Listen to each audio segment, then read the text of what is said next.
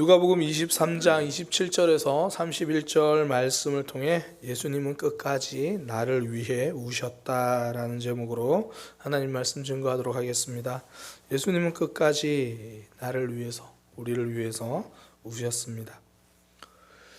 예수님과 관련된 사건들은요, 항상 우리의 생각을 좀 뒤집습니다. 가장 대표적인 탄생 사건, 또 예수님의 죽음 사건을 봐도 그렇죠. 예수님의 탄생 그 자체를 보면 화려하지 않죠. 오히려 굉장히 초라합니다. 가난하죠. 그런데 성경은 우리의 시각을 뒤집으라고 이야기를 하잖아요.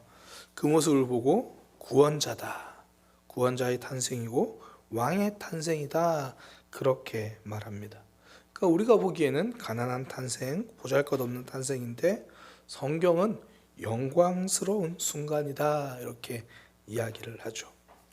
예수님의 십자가의 죽음도 그렇습니다. 예수님의 죽음은 병사도 아니고 자연사도 아니죠. 사형이에요, 사형. 그것도 정말 극악한 자들에게 사형시키는 방법으로 사형을 집행하죠. 이게 어느 순간에 십자가가 우리 교회의 상징, 기독교의 상징이 되어버려서 그렇죠.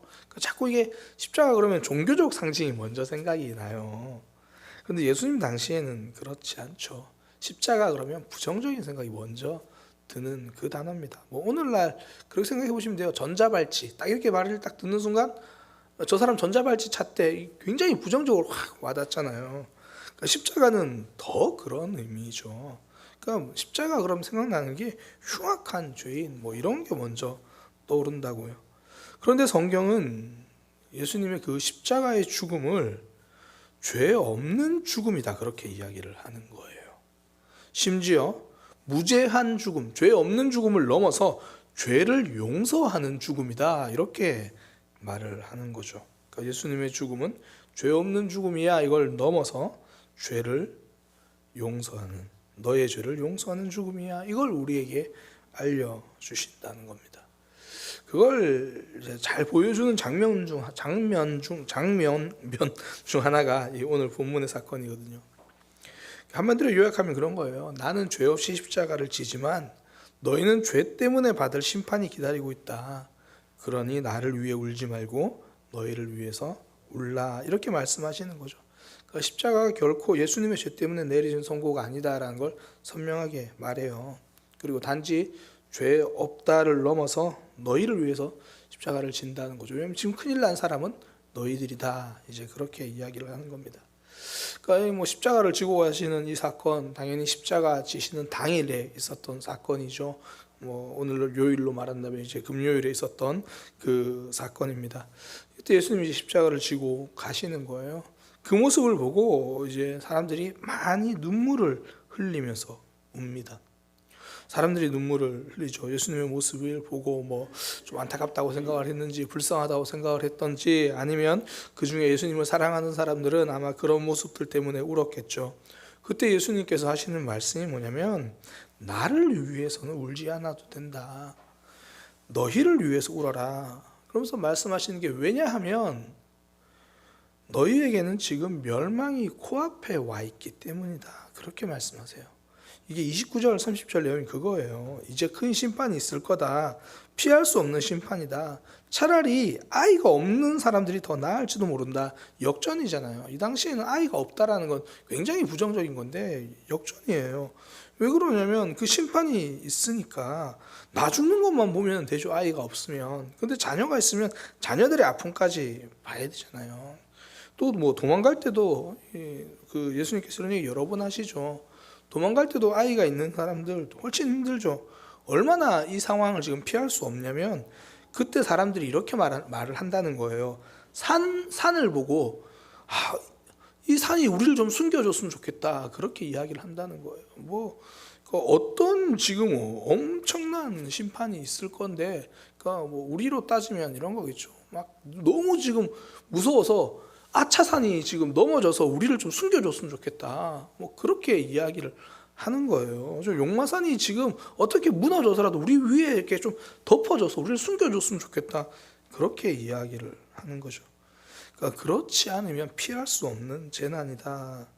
그러니까 이런 심판이 너희를 기다리고 있다. 그리고 이것은 너희의 죄 때문에 받는 심판이다. 그렇게 말씀하시는 거예요. 그 9절이 31절인데 푸른 나무에도 이같이 하거든 마른 나무에도 어떻게 되리요? 이걸 의미를 살려서 정확히 번역을 하면 이런 거예요. 죄 없는 나도 이렇게 십자가를 지고 가는데 죄 많은 너희에겐 그 심판이 오죽하겠나. 지금 예수님이 그렇게 말씀하시는 거거든요. 그러니 나를 위해 울지 말고 너희를 위해서 울어라. 죄 없이 십자가 지시는 예수님, 그 상황에서도 끝까지 사람들을 생각하는 거예요. 그러니까 우리를 생각하시는 거죠. 저는 이걸 이렇게 표현하고 싶어요. 마지막까지 우리를 위해서 우시는 거죠. 그러니까 나를 위해 울지 말고 너희와 너희 자녀를 위해서 울라. 그렇게 우리를 생각하시면서 말씀하시는 거예요. 이 말씀 크게 두 가지 강조점이 있죠. 첫 번째는 지금 너희의 처지를 알아라. 너희 자신의 처지를 알아라. 그거고 지금 너희에게 필요한 건 애통함이다. 눈물이다. 그 이야기를 하는 거죠. 먼저는 너희 자신을 생각하라. 그렇게 말씀하십니다. 그러니까 예수님 걱정하지 말고 너 자신 걱정하라. 그 이야기죠. 지금 다른 데 눈 돌릴 여유가 없다라는 거예요. 바로 내 눈앞에 멸망과 심판이 기다리고 있음을 알라는 뜻이죠. 자신을 돌아보지 못하는 신앙만큼 병든 신앙은 없습니다. 가장 대표적인 사람들이 바리새인들이죠. 예수님이 말씀해 주신 바리새인의 기도와 세리의 기도, 그때 바리새인의 기도는 이렇게 시작합니다. 하나님이여, 나는 다른 사람들 곧 토색, 불의, 간음을 하는 자들과 같지 아니하고 이 세리와도 같지 아니함을 감사하나이다. 기도의 시작이 너예요. 저 사람들. 근데 세리는 오로지 나에 대한 기도예요. 세리는 멀리 서서 감히 눈을 들어 하늘을 쳐다보지도 못하고 다만 가슴을 치며 이르되 하나님이여 불쌍히 여기소서 나는 죄인이로소이다. 나 자신을 돌아보는 신앙을 예수님은 칭찬하십니다. 그것이 진짜 신앙이거든요. 그러니까 저는 이제 목회자인데 목사라는 위치가 가지는 장점과 단점이 있는데 그게 뭐냐면 말씀을 전한다는 거예요. 말씀을 전한다는 게 굉장히 장점이에요. 이 말씀을 전해야 하니까 어쨌든 말씀을 묵상해야 돼요. 이게 진짜 장점입니다. 그러니까 하나님 말씀을 묵상하게 되죠. 최소한 설교 준비할 때라도 말씀을 묵상하고 연구하고 고민합니다. 이건 정말 누가 뭐라고 해도 장점이에요. 근데 단점이 뭐냐면 그 말씀을 성도들을 위해서만 준비할 때는 이게 가장 치명적인 단점이 됩니다. 그러니까 만약 말씀에 목회자가 나 자신을 비춰보지 않고 성도들만 위해서 준비한다면요, 그때가 진짜 위험한 때예요. 그러니까 저도 늘 기도하는 게, 기도한다라는 이야기는 저도 잘 못하고 있다는 이야기예요. 저희가 늘 기도하는 게 뭐냐면 말씀을 전하는 자가 아니라 말씀 앞에 서는 자가 되게 하소서. 이게 사실 어쩌면 저뿐 아니라 우리 모두가 가져야 할 마음이겠죠. 그러니까 나 자신을 향한 하나님의 말씀. 엘리와 사무엘의 차이는 바로 여기서 나와요. 사무엘상에 보면 이제 엘리 제사장이 나오잖아요. 그리고 사무엘도 나와요. 엘리 제사장을 보면 관심이 항상 남에게 있어요. 자녀들을 이야기하죠. 지금 자녀들이 문제가, 야 니네들 좀 그렇게 살지 마. 너희들에게 대해서 들리는 이야기가 별로 안 좋아. 똑바로 살아. 그리고 한나가 기도하고 했으니까 한나한테는 또 말도 잘해줘요. 하나님께서 너의 아픔을 아시고 다 이루어 주실 거야. 정작 자신은 하나님의 음성을 듣지 못합니다. 남에게는 하나님의 뜻을 잘 말해줘요. 자신은 듣지 못합니다. 나를 향한 하나님의 말씀이 들리지 않는 삶이 엘리의 삶, 엘리 신앙입니다. 반면 사무엘은요, 자신이 하나님의 말씀을 듣죠. 무엇보다 사무엘이 한 말 중에 전 정말 기억에 남는 말이 뭐냐면 이런 이야기를 사무엘이 합니다. 나는 너희를 위하여 기도하기를 쉬는 죄를 여호와 앞에서 결단코 범하지 아니하고 선하고 의로운 길을 너희에게 가르칠 것인즉.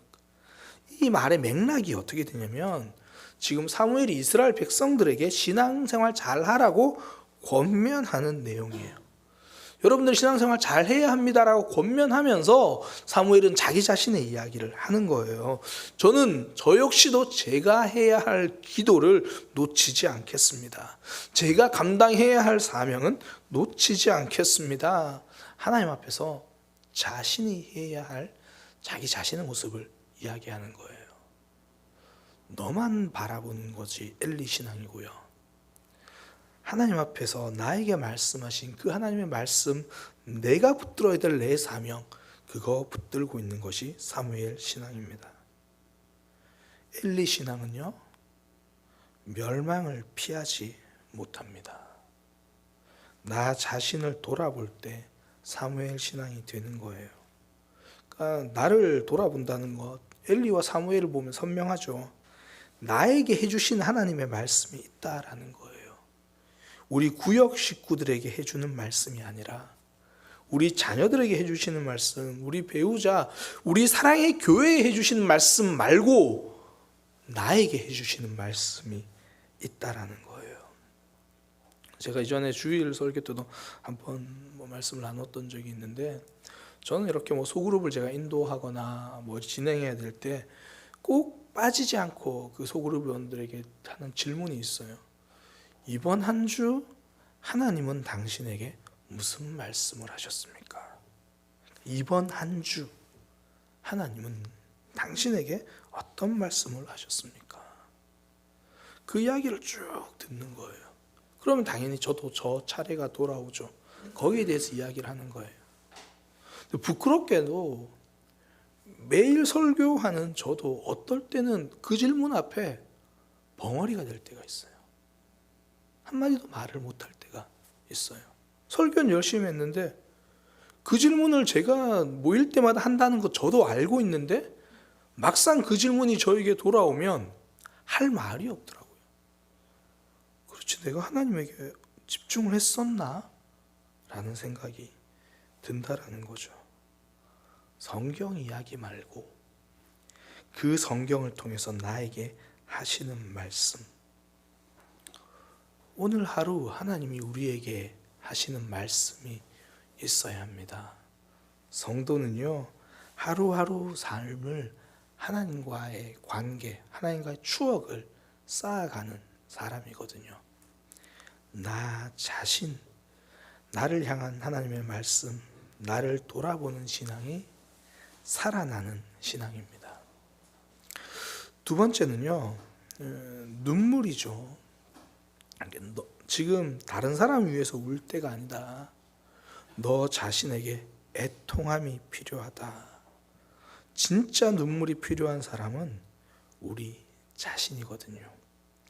그러니까 눈물 흘리는 일이 있는 삶도 사실 안타까운 삶이죠. 눈물 흘리는 일이 있다는 것 그렇게 좋은 삶은 아니잖아요.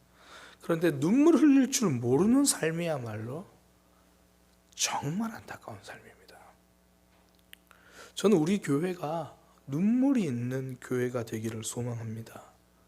예배 시간에도 개인적으로 하나님 앞에 어떤 모양으로 설 때라도 눈물이 있는 신앙, 눈물이 있는 교회. 생명의 역사는 거기서부터 시작합니다. 사도행전에 나오는 장면 있잖아요. 오순절 성령 사건 때 베드로가 첫 설교를 하잖아요. 그때 예루살렘에 있던 사람들의 반응이 뭐냐면 마음에 찔려 우리가 어찌할꼬. 이 고백이 그들을 사망에서 생명으로 옮겨줍니다. 눈물이 그들을 살린 거예요. 다른 사람을 위해서 안타깝게 흘리는 눈물도 귀하죠. 그러나 나의 모습을 돌아보며 애통하며 흘리는 눈물이 나를 살리는 거예요. 그러니까 이게 신앙을 점검하는 가장 좋은 척도거든요. 그러니까 신앙을 점검하는 가장 좋은 척도는 나는 나의 죄를 회개하느라 울어본 적이 언제인가? 이것이 우리의 신앙을 점검하는 가장 선명한 척도입니다. 나는 내 죄를 회개하느라 울어본 적이 언제인가? 감사하게도 또 오늘이 금요일입니다. 우리에게 금요 기도회가 있죠. 마음껏 기도할 수 있는 시간. 그 시간에 와서 많은 지체들을 위해서 중보 기도하는 거 정말 필요합니다. 우리 교회 기도의 동력이 움직이는 순간이 금요 기도회니까 그렇죠. 그러나 그 시간에 무엇보다 빠지지 않고 우리가 해야 할 기도는 지난 내 삶에서 하나님을 놓치고 나 자신에 대한 음성을 듣지 못하고 너에 대한 이야기로 가득 찼던 엘리 신앙이던 내 모습을 회개하는 거죠. 선지자가 이스라엘 백성들에게 늘 했던 이야기, 신앙생활 열심히 해라가 아니라 회개하라. 지금 돌이켜라. 눈물이 회복되는 삶이 되기를 소망합니다. 예수님이 그 이야기를 하시는 거죠. 예수님은 끝까지 우리에게 눈물을 말씀하십니다. 나를 위해서는 울지 않아도 된다. 너희를 위해서 울라. 끝까지 우리를 생각하셨죠. 그러니 이제 우리는 정말 나 자신을 돌아볼 때입니다. 나를 향한 말씀 내가 과연 듣고 있는지, 무엇보다 나의 죄 때문에 흘리는 눈물이 있는지, 우리가 고난 주간을 보내면서 또 오늘 금요일 이렇게 보내면서 정말 이 말씀 앞에 멈춰 서서 우리 신앙을 점검하고 신앙이 새롭게 되는 저와 여러분이 되기를 소망합니다.